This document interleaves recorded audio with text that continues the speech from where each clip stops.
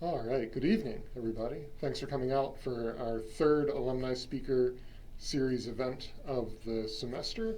I'm very pleased to introduce Andrew DiFiori, who is a licensed clinical social worker. Andrew graduated in 2010 from Eastern Connecticut State University, and we're very pleased to have him back to talk about his experiences here and his path into social work and the way that research influences the clinical activities that he engages in.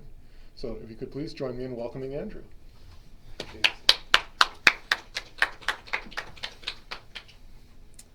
Thank you, James. Can everyone hear me okay?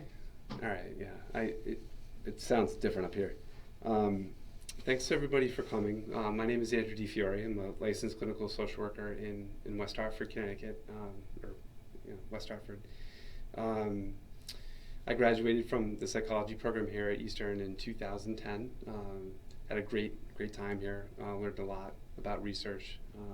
Wonderful program. So anyone that's in the program, awesome. You're doing a good thing for yourself. So James asked me to come down and talk about a couple different things.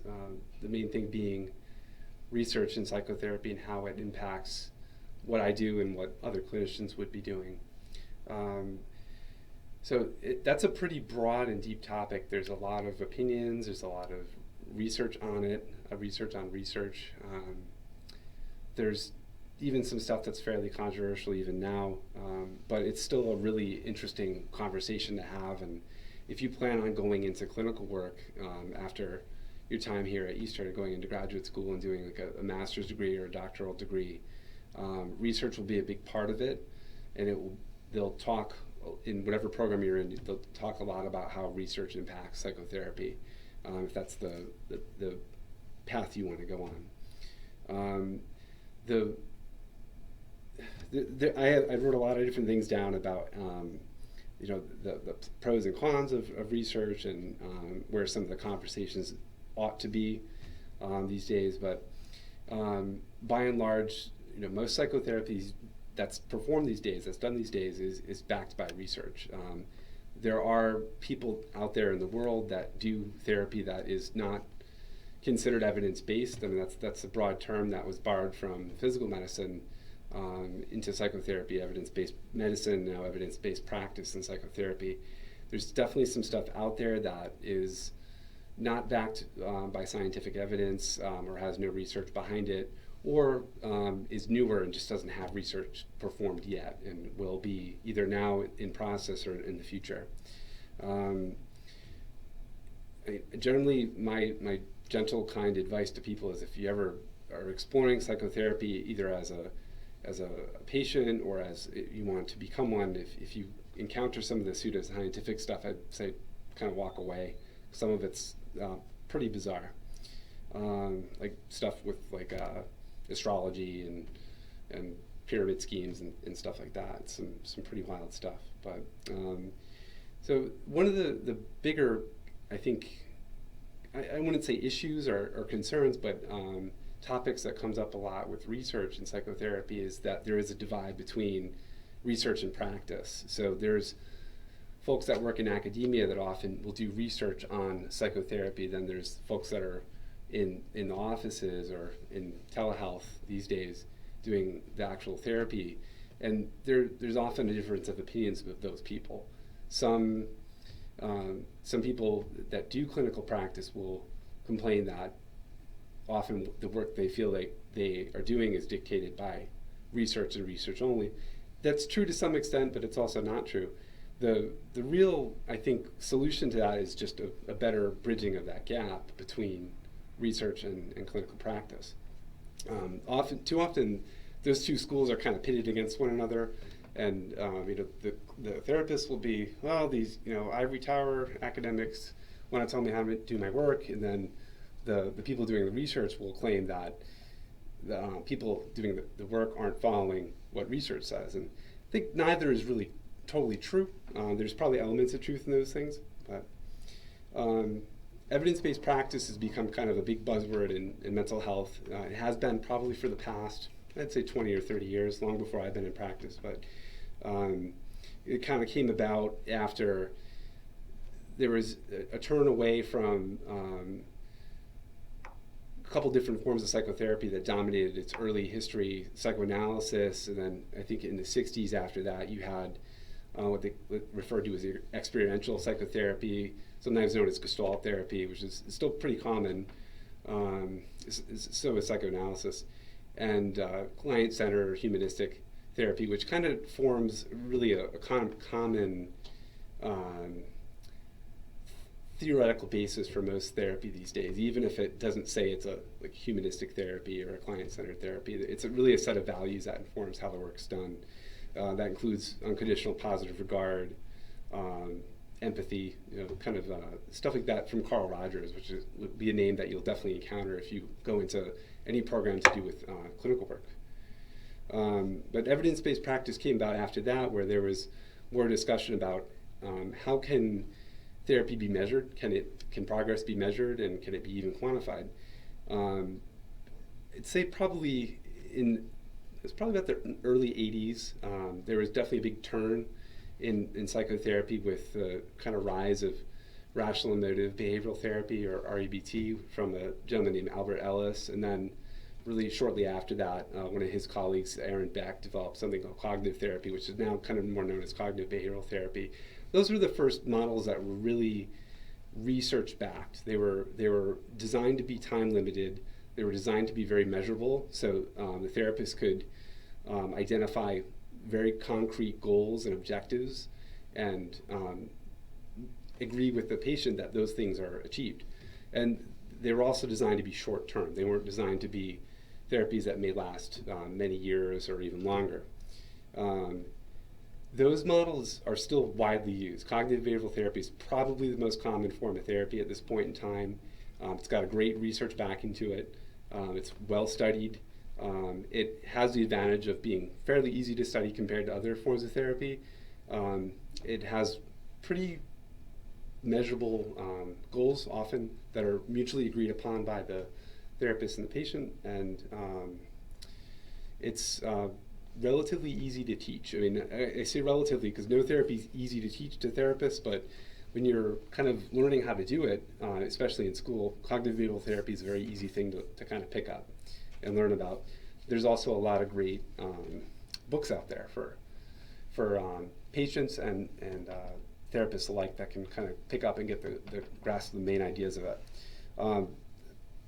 Maybe somewhat ironically, the theoretical basis for cognitive behavioral therapy and its kind of older brother, the rational emotive model, is that they come from philosophy, which is not really known to be a very research-friendly, evidence-based world. So it's kind of hard to do empirical evidence research on some philosophical concepts.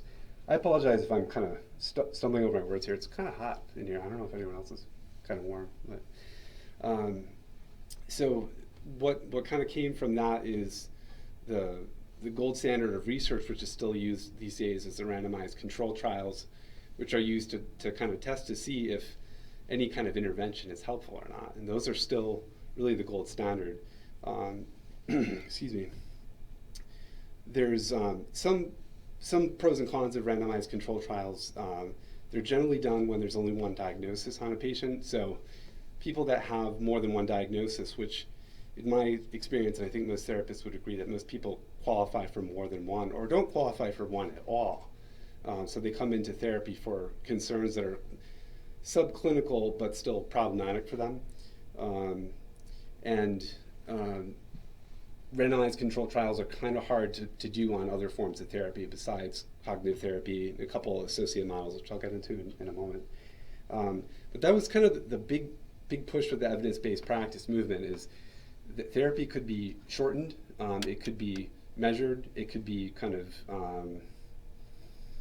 done in a fashion that people didn't spend a lot of money if their insurance didn't cover it, or the insurance companies would continue to pay for it because they were recognizing that people wouldn't have to be in there, 3 times a week for 7 years or 10 years or something like that. So there is, similar to the kind of conflict between, or conflict is maybe overstating it, the research and practice divide. There is some push and pull with the evidence-based practice movement. one of the things that sometimes gets overlooked, even in the definition of evidence-based practice, is that it does include patients' values. So when someone goes into therapy and they have a belief system or a value system that may contradict what the therapy is that the therapist is saying that they're going to do, that needs to be taken into account. So we can't just, as a therapist, we can't say like, well, you're a person here in my office, you've been diagnosed with depression, cognitive therapy is the gold standard, therefore you must have cognitive therapy. If the person doesn't want cognitive therapy, or they have a set of concerns that may not be well addressed by cognitive therapy, that needs to be included in the decision about what is the appropriate form of therapy that's going to be helpful for them. Depression is probably a good example because it's really common, and I think most everyone probably knows that it's probably a public health hazard at this point, and it's a real concern, and it's, aside from anxiety, it's the most common thing that shows up in therapist's office. Depression has a number of different research-backed treatments that are helpful for it. It's not just cognitive therapy. There's something called interpersonal therapy, which is kind of a blend of more modern psychoanalytic techniques and cognitive therapy. There's problem-solving therapy, which is kind of self-explanatory. There's something called behavioral activation, which, James, I'm sure you're pretty familiar with. It's a really behaviorally based approach to treating depression, where patients are encouraged to find activities that they find pleasurable and engage with them even when they don't necessarily want to. And then after, they're generally encouraged to kind of journal about it and discuss it in therapy. It's a very helpful approach. An example of that would be like someone would be encouraged to schedule social activities when they don't want to get out of bed.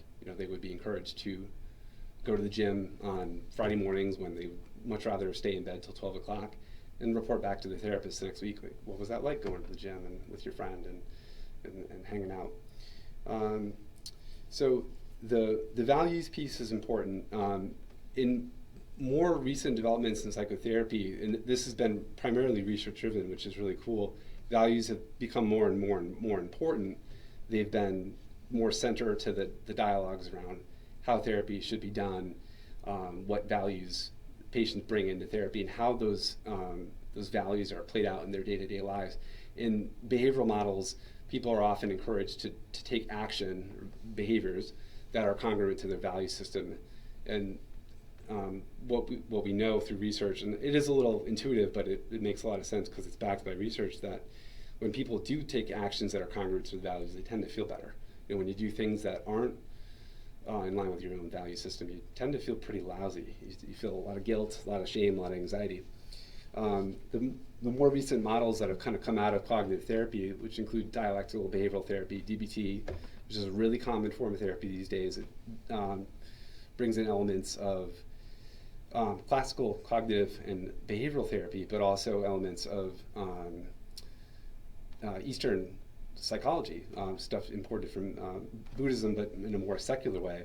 And then acceptance and commitment therapy, which is a kind of a slightly newer but very important and pretty powerful model that is widely used by a lot of therapists. And that also puts a lot of emphasis on patient values, which is, again, a big part of evidence-based therapy that sometimes gets overlooked. So one of the guy that developed acceptance and commitment therapy is a guy named Steve Hayes. He's a pretty well-known figure in the psychotherapy world. He has kind of I think one of the, not a unique, but a pretty rare distinction of kind of being liked by all different types of folks. In the psychotherapy world, it's a little political at times. People get kind of in their own camps about, well, I like this therapy, or I like that therapy, or I was trained by this person, or I wrote that book, or something like that. And Steve Hayes is one of the folks that tends to bring people from a lot of different perspectives together. And the values piece from the evidence-based practice is one of the things that I think that is particularly salient with all therapists, no matter your theoretical orientation. And he's also brought in a conversation more to the fore about the process of psychotherapy, which the most cutting-edge psychotherapy research focuses a lot on the process of therapy. It's moved a little bit away from the older stuff from the earlier randomized controlled trials of the 80s about symptom reduction. It's moved more into what makes therapy work. And so there's a lot of attention towards process, and there's a lot of attention towards relationship. One of the big names in psychotherapy research is a guy named Bruce Wampold. He is kind of a favorite of most psychotherapy students because he kind of brought this approach up called the common factors approach, where he's kind of done research on what parts of therapy are found in every type of therapy that's done, every well-known, not the weird woo-woo, pyramid scheme stuff, but the stuff that's generally recognized as being effective and being helpful. He's trying to find what works, what's found in all those approaches, and how can that be kind of distilled and used to further research and better train therapists. So he's a big name behind what they call the common factors, and it mainly comes down to goodness of fit between the patient and the therapist, and the quality of the relationship. My training, a lot of my training has actually been in psychoanalytic psychotherapy, which has not always been all that friendly towards research. These days it thankfully is, but in the past it wasn't. And this is one thing where from more modern psychoanalytic approaches, they've had a lot of voice, I think, in the room about the quality of the relationship between patients and therapists. So there's also another guy named John Norcross, who's another big name in psychotherapy research. There's a couple names, if you dig into the literature on psychotherapy research, there's names you'll just see over and over and over again. John Norcross, Bruce Wampold, Scott Miller. There's a guy that I like, he's got a really cool handlebar mustache. Paul, what's his last name? Paul Wachtel. He's a psychologist out of SUNY, New York. A lot of that research has been focused on how to integrate the main schools of psychotherapy, basically distilling down to what works, and not only focusing on evidence-based practice, but also focusing on what Norcross calls evidence-based responsiveness and evidence-based therapist response. So how are therapists responding to what patients are saying in therapy, and how are those patients feeling and thinking about what their therapists are saying to them? In kind of simpler words, it's all about the relationship. That seems to be the most concrete factor that shows up over and over and over again. Is there a quality of that relationship between those two people? So let's see. So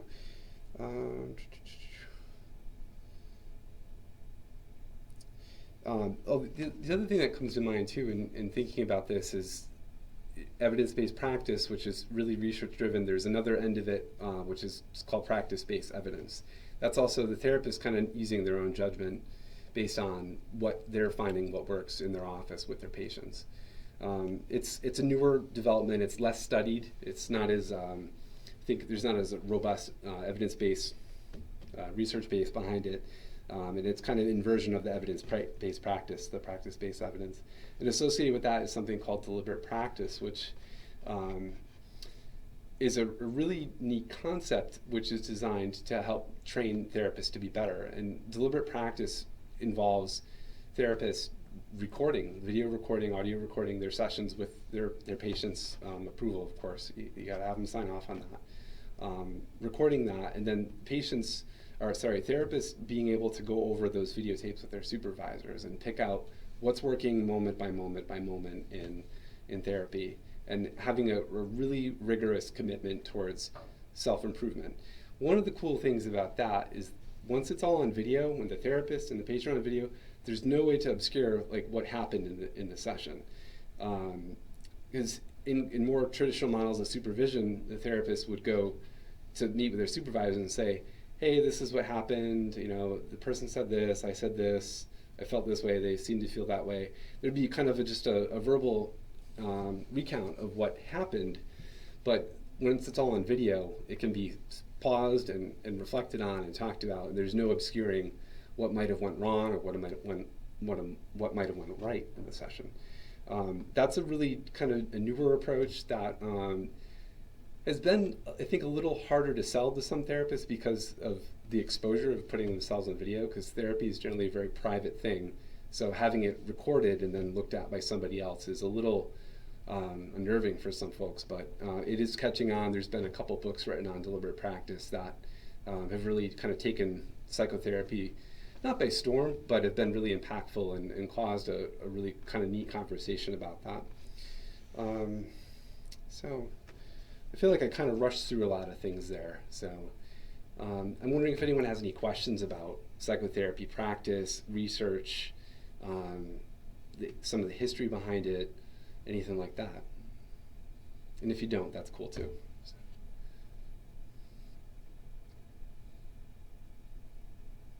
All right, that's fine. If you guys have any questions, just let me know. I'll be happy to talk to you about it. One of the other things I wanted to talk about today too is a little bit about what I do, how I got to where I am, and distinguishing between different paths to get towards clinical work, if that's what you're interested in. So I graduated from here in 2010. I actually started here back in 1998. It had a little unorthodox path, so I did 3 years here, 98, 99, 2000, and was supposed to graduate in 2001 or 2002, I can't remember. And there were some changes in my family that caused me to drop out of school, so I took a little bit of time off, or a lot of bit of time off, and ended up coming back in 2009 and finishing up for the spring of 2010 and graduated. And I went right on to graduate school after that. I went to Springfield College School of Social Work up in Massachusetts. Did the 2-year master's program in social work there. Found my research experience here at Eastern to be incredibly helpful because as someone who was never good with statistics, with research, with math, with anything like that, I was pretty amazed when I got to grad school how easy it came to me once I had finished up everything here. So that was really, really helpful because a lot of what you'll do in various programs, like the master's program, doctoral programs, there's a lot of research. It's an integral part every step of the way. I did a 2-year master's program there that included 2 years of internship work. There was the first year I was at McDougall-Walker Correctional Institution in Suffield, and the second year I was at a community mental health clinic in Massachusetts, which is now closed. We're in a very good place, honestly. Social work training is very similar to a lot of the adjacent disciplines that are out there: psychology, counseling, marriage and family therapy, and to some lesser extent psychiatry. Social work differs a little bit in terms of it focuses a little bit more, or a lot bit more, depending on who you're talking to, on how a person interacts with their environment. It isn't so concerned with a more biological model or medical model that is really common, especially in psychiatry and some segments of psychology. It is really focused on how a person fits into the environment and the various systems that they're a part of in their lives. From their family, of course, which in psychotherapy, family is always a big topic, but going out the different rings that make up the systems that people live in, their communities, even like down to what time in human history were you born in, and what was going on in that time that impacts your own sense of who you are and how you fit in the world. Religion, political, culture, if you live in the United States, where in the United States do you live? Do you live in an urban environment, a rural environment, a suburban environment? Is there a lot of crime? All these things make a big difference. Socioeconomic status is huge. So that's something that's found a lot in social work, is a big emphasis on those kind of things. There's also a big focus on the role of human rights in people's lives. There's a whole course actually in the graduate program that is dedicated towards the UN Declaration of Human Rights. I chose that path because, back then it seemed like it was the right fit based on how I saw the world. I think I was a little blind and naive, honestly, at the time. I wasn't sure if it was the right fit, the best fit, but it was the one that I chose, and I really enjoyed it. I have no regrets of it whatsoever. I've thought about doing more beyond that, but for now, this is what I'm doing. There are other paths, though, towards clinical work. You can do masters in counseling, masters in marriage and family therapy, and you can do doctoral programs in counseling and clinical psychology, which there are of all those different disciplines, there's tons of great programs out there, a lot of great schools, close to here, far from here, wherever you want to be. Counseling Very, very, very similar. I mean, a lot of times people use the word counseling and psychotherapy interchangeably because they are largely interchangeable terms. Some people will be sticklers about, well, psychotherapy means working on in-depth psychological issues. Counseling is for like helping people through problems. You're kind of splitting hairs in some ways at that point. Um, Marriage and family therapy is a great discipline as well. It just takes a little bit different approach theoretically from most counseling and clinical social work and psychology programs. It focuses more on obviously families and relationships, but also on systems. It focuses a lot on what they call postmodern approaches to therapy, which include how like language structures our experiences. Narrative therapy is a big one from that world. Systemic therapy, which is kind of a generic term for therapy that looks at the role of systems in people's lives. But I chose the social work school somewhat based on proximity, honestly.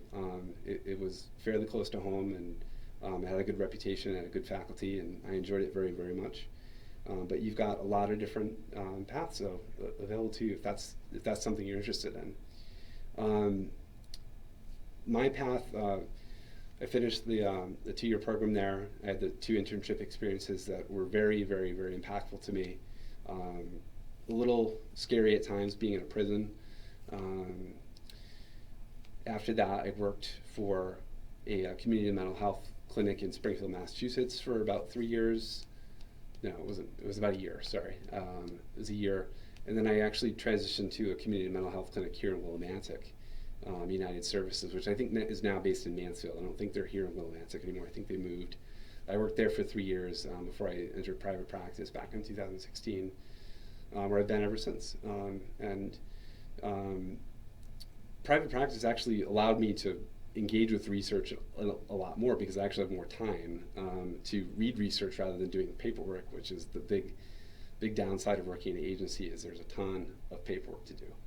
So I've always found research fascinating. I like to keep up on the newest research in psychotherapy, what things are trending, what things are important, what things are getting revisited. A lot of times with therapy, kind of what's old is new and what's new is old. There's a lot of concepts that keep coming up over the years that are kind of old concepts that sometimes get a new name put on them. They're fashioned into new ways into psychotherapy, and they work really, really well. Sometimes they don't. Most of the time they do. That's a kind of a neat thing. And when you kind of look at the larger landscape over time, you start to see a lot of the same things pop up over and over and over again that are like, oh, yeah, I've heard this before. They used to call this, but now they call that. One of the interesting things I'd seen over the last decade is there's kind of an age-old concept in therapy called transference, which is generally how people bring their expectations and feelings about previous relationships they've had with people in their lives, not romantic relationships, but like family relationships, things like that, sibling relationships, and how they bring that and act it out sometimes in therapy. And some therapists, they don't call it transference, they call it therapy interfering behaviors, but it's the same thing. It's just interesting something how the terminology gets shifted. I guess that's a more behavioral approach, I guess, to call it a therapy interfering behavior. So I guess that's all I've got to say. And again, does anyone have any questions? Oh, start in the back there. I have 2 questions. Sure. What age group do you work with now, like primarily adults? I work with about 16-year-old to elderly. Yeah. And have you seen a change since the onset of the pandemic? Yeah, definitely, absolutely, yeah. There's definitely a lot more, I think, anxiety that they often aren't really able to locate the cause or the source of it. It's kind of a general, almost arguably existential anxiety. I think for a lot of younger people, the pandemic has caused them to kind of face the concept of death, perhaps for the first time. And that's a really overwhelming experience for them, and that causes a lot of anxiety. So that's definitely been a really prominent theme that you could kind of draw a common thread with all the young folks that I've worked with. And probably most other therapists would probably agree with that. Yeah, hi. When did this type of therapy start? Say that again? When did this psychotherapy start? Which type of therapy? The therapy that you're talking about. Well, I talked about a lot of different ones, but generally psychotherapy goes back to, a lot of people will say Sigmund Freud is kind of the grandfather of all psychotherapy. There were some folks prior to him that did kind of do the work before he did. But there is a lot of prominent figures over the years that have really developed different ideas and theories that have been pretty groundbreaking. Freud would be one of them, Carl Rogers in the 60s, Aaron Beck, Albert Ellis. There's a guy named Fritz Perls who developed something called Gestalt therapy. I think it also depends on who you ask. That some people will identify their favorite figures in history as being like, oh, this person they're the best. Like, you got to read this person. Like, I have my own favorite authors and theorists that I adore, that I think are more important than what some other people would think is more important. But there's a lot of great men and women over the years that have contributed to psychotherapy and psychotherapy research. One of the therapies mentioned is something called dialectical behavioral therapy, which is a really, I think, flexible, it's pretty integrative form of therapy that has a really interesting story behind it. And the woman that developed it actually has a connection to Connecticut too. She's out in Washington State now, but when she was a young woman, she struggled a lot with her own mental health. And she grew up in Oklahoma, and her parents didn't really kind of know what to do with her. She had a lot of difficult problems, and they sent her to all places to Hartford, Connecticut, and she was at the Institute of Living. And this is back when people were generally hospitalized for a long time. They weren't in and out in 5 days like they are these days. They sent her out there, and she got better. It took some time, but she got better. And when she was out, she kind of endeavored to help people like herself, and she went back to school. She got a bachelor's in psychology and went on to get a clinical psychology doctorate, I think from where she teaches now at University of Washington. And she developed the form of therapy, the DBT, dialectical behavioral therapy, over the years when kind of in school herself, and then kind of made it more of a kind of a widespread teachable model, I think in the early 90s. And these days it's one of the most common forms of therapy.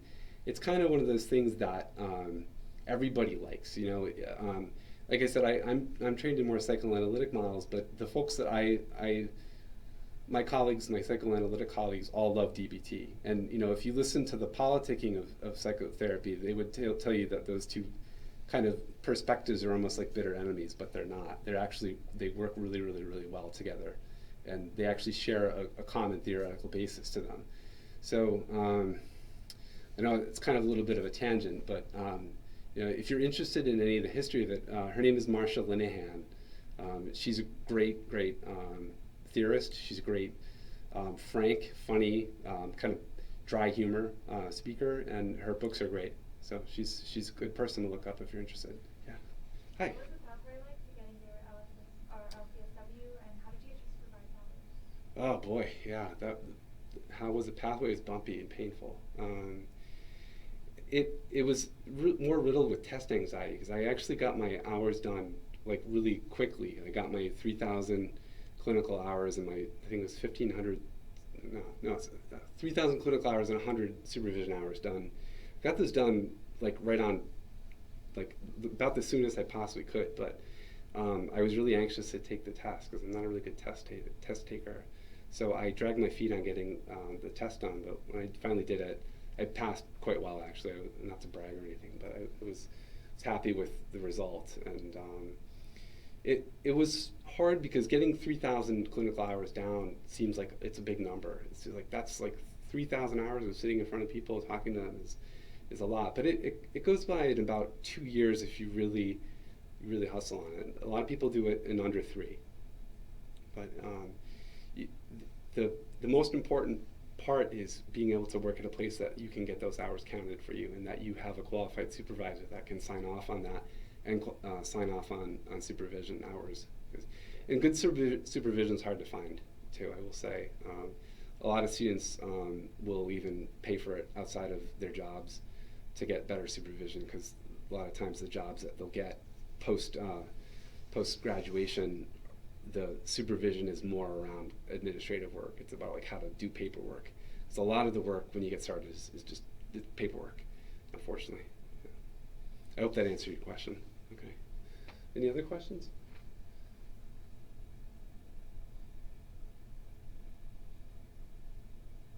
No? James? Do you have any advice for our current students about what to do if they might like a pathway like yours? Yeah.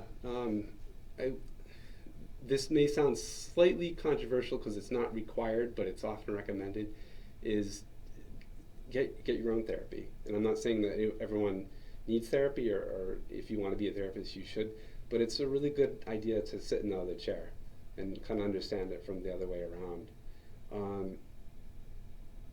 I would also say, if you know anybody in the community that's a therapist, talk with them. Ask them questions about what their experience was like. Read research, read books on theory. There's a ton of great stuff out there. When I say a ton, I mean a ton. I feel like there's more books written on therapy than there is on anything in the world. And I have hundreds of therapy books, and I've read a lot of them, but not all of them. And there's still more coming out every week that I would love to read. Research on the different types of disciplines that are available. There's mainly 5, and I say 5. I'm counting psychiatry, which, that's a different path altogether. Of course, it's medical school, but not counting that, you've got counseling and clinical psychology, social work, counseling, and marriage and family therapy. Find a program that fits your values too. Look at the values of the program, see if it matches up with your worldview. Read research. Don't just believe everything the research says all the time, because sometimes the research changes. I've met some therapists that, they heard back in the day that XYZ form of therapy is the way to go, and they do that with every problem that they face. They give XYZ therapy to every single person that comes into the office, and it doesn't work sometimes. There's a guy that I really admire, Peter Fonagy. He's a British therapist. He wrote a book called What Works for Whom, and it's basically a book that goes deeply into each type of presenting concern that people will have in mental health problem. It talks about, well, what is helpful for these problems. Like, for example, obsessive compulsive disorder. Most people have heard of that, I imagine, or OCD. OCD is thankfully got a really limited scope of treatments that work for it. Like, you don't really have to dig too deep to find out what works and what doesn't work. Generally there's one gold standard for OCD. It's called exposure, response, and prevention, ERP. It's a kind of a modified cognitive behavioral model. It's great. I've wanted to get some extra training in it myself. That works, and the research will always tell you that. The research will never say, oh, you want to do like solution-focused therapy. Probably not the most helpful thing for OCD. ERP will work, and it should work nearly 100% of the time. But then there's other problems that come up that there's a whole host of things that will be helpful for them, and it's good to know about all of them. Like, depression comes in a lot of different flavors. Depression, for some people, is a really melancholic experience where they're kind of like Eeyore. They don't move much, they slow down, their voice slows down, they stay in bed, they sleep a lot. But there's other people with depression that are almost the opposite. They're agitated, they're quick to anger, they're irritable, they fidget, they move around, they pace. And you can have these two people that both have a diagnosis of depression, but they look really, really, really different from one another in terms of the presentation. So what works for person A may not work well for person B. Person A may benefit from something like behavioral activation that gets them out of bed, gives them a schedule to work on. Person B, though, may benefit from interpersonal therapy or even psychoanalytic psychotherapy. So there's a whole range of stuff that's out there that will be helpful for people. There's no one-size-fits-all approach. There's I think some danger in kind of seeing the world as like, well, there's only a couple evidence-based practices out there, and I have to use those, and anything else is is problematic. There is stuff that's problematic for sure. You know, I know people that think Reiki is the answer for stuff. No offense if you like Reiki, but it doesn't belong in the therapist's office. But then there's a number of other therapies that, because they might be a little bit newer or just less popular, there may not be as much research on them, but that doesn't mean that they're not helpful for people. I don't know if I really answered that question all that well. I think I... No, that's pretty good. Okay. All right. Any other questions? Yeah. So you mentioned like different like subfields, like such as like counseling, Yeah. clinical, family and marriage therapy. Mm-hmm. So I know that there's different master's programs Mm-hmm. geared for each one. Yeah. Would you say like if you were to get a degree in one, would it be like unheard of to say like end up with a career in like another subset? Or like does it like specifically limit you to that? I don't think you're all that limited. I think, you know, of all the ones that, you know, that we talked about and the one that you mentioned, marriage and family therapy might be the most limiting because it gets so specific. But something like a master's in social work or a master's in counseling is probably going to have a lot more broader appeal if like you decide you just don't want to do like psychotherapy. Of all of them, and I don't want to like, you know, kind of sound like a bias, but the social work master's degree is probably the most flexible because social work covers a lot of different things. It doesn't cover just psychotherapy. It covers everything from psychotherapy all the way to political advocacy. You do what they call macro level social work, which is you work in organizations, you might do lobbying, you might work in a legislature, or for a non-governmental organization, you can, you know, if there's a cause that you believe in, you might go work, you know, in an office that does that kind of work. Like if you're into like immigration reform, you can do leadership with an MSW in immigration reform agencies or organizations. You can do child welfare, which is often, unfortunately, is most often associated with social work. When you tell people you're a social worker, they think you work for DCF and take people's kids home with you every day. But that's just most people don't get their kids taken away from them, for one thing. But you can work in child welfare and child advocacy and help protect kids that have been neglected or abused, but also help kids that are in the foster care system or that have been abandoned. So I mean, that's also within that realm of social work. So I would say social work is the most broadest, but it's not unheard of to do other things with the other degrees that you mentioned, like a master's in counseling. You might work in, like human resources, or even work like alongside a lawyer doing mediation, things like that. So I hope that answered your question. Oh, yeah, very Okay. Is there any other questions? Yeah. I've heard terrible things, but in your personal experience, what's like the financial reality of being a social worker? That's the best question. What you've heard is probably not wrong.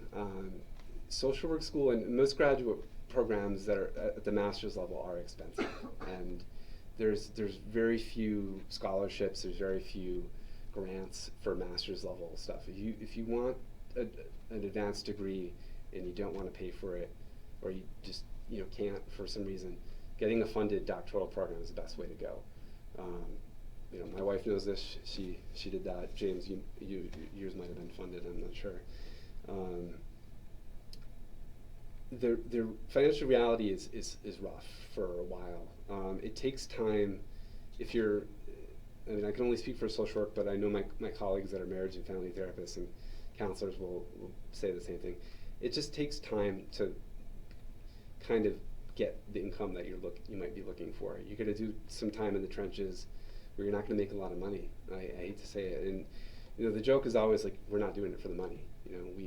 We all say that in school, like, well, we're not doing this for the money because we know the money stinks. It's not the kind of field you go into hoping to just live a luxurious lifestyle.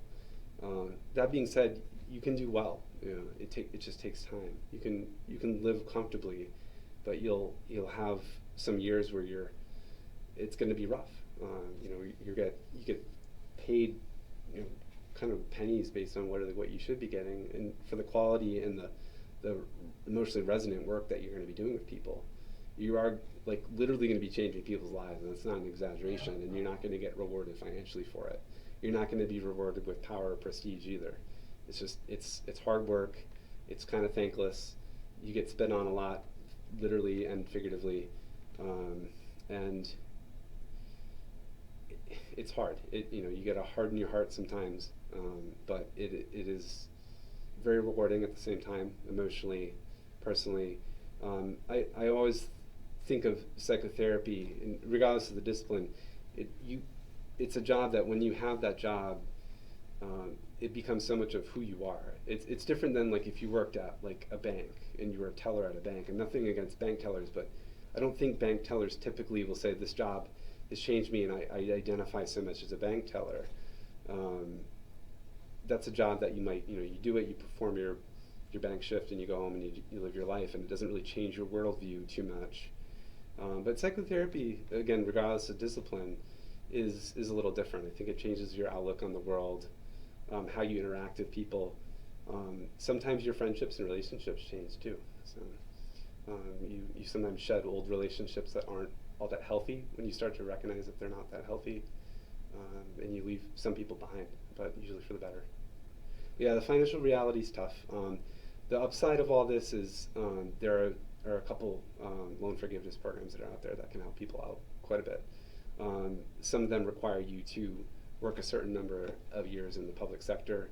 Like 10, right? Yeah, 10, and usually those jobs don't pay that great, so it's the trade-off that you make. So, but we may see some things change in the future. I mean, I'm not keeping my fingers crossed for any kind of executive order or anything like that on student loans, but maybe. So, any other questions on that? Or anything else? It doesn't have to be on the grim financial reality of social work. So.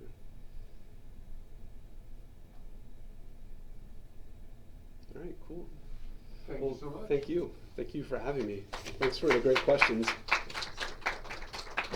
Sorry for sweating it up here. I'm gonna stop that.